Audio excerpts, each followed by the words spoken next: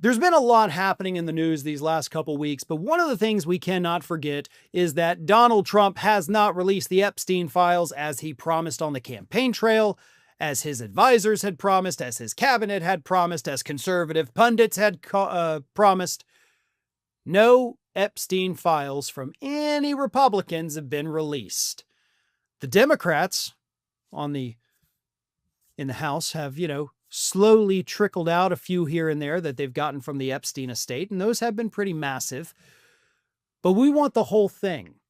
And it's obvious that Donald Trump is not releasing them. His administration is not, and Mike Johnson is running cover for them to not be released because he's in them.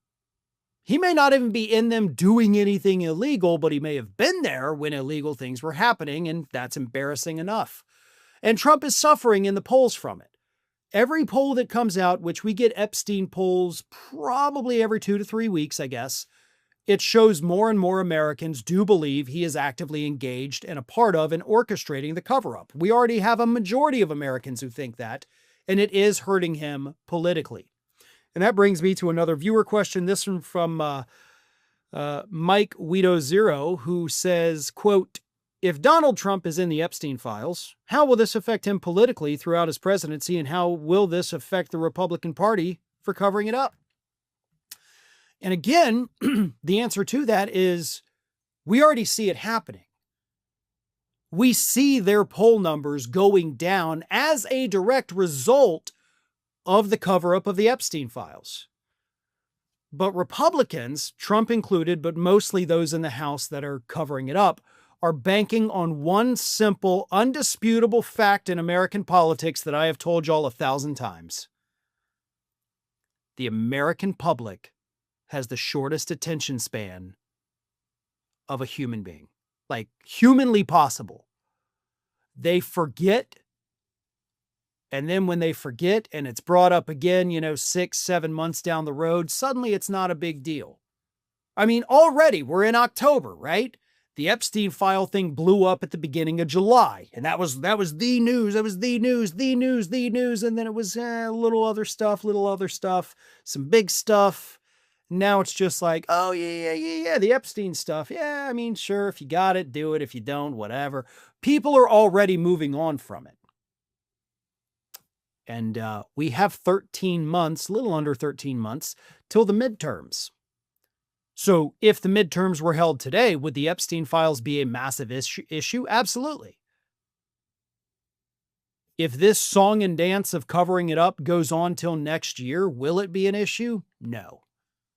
If we get the files now, and it does show a lot of bad Republicans in there, more so than Democrats, then yes, that does affect next year's elections, because then it proves they were covering up to protect their people, either politicians or donors. So there are a lot of different ways, I guess, that the Epstein files saga can play itself out in next year's midterms. Some of it bad for Republicans, some of it helpful for Republicans. But I think overall, politically speaking, for Trump and the Republican Party, the Epstein files, not their biggest concern in next year's midterms. Biggest concern, as per usual, is pocketbook issues. And that may be an outdated term. I don't know that many people even call it a pocketbook. But how about bank account issues? People can't afford groceries. Prices are skyrocketing. Everything is becoming more and more unaffordable. We're headed towards a potential housing market crash again. Those things, the kitchen table issues, the bank account issues, my money doesn't go as far as it did 2 years ago. That is going to hurt the Republican Party far more than anything in those Epstein files.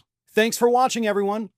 We're inching closer and closer to 1 million subscribers, and we're aiming to hit that goal before the year closes. So if you aren't subscribed to the channel, please do so, and don't forget to like, comment, and share. Thanks for joining us as we head towards this huge milestone.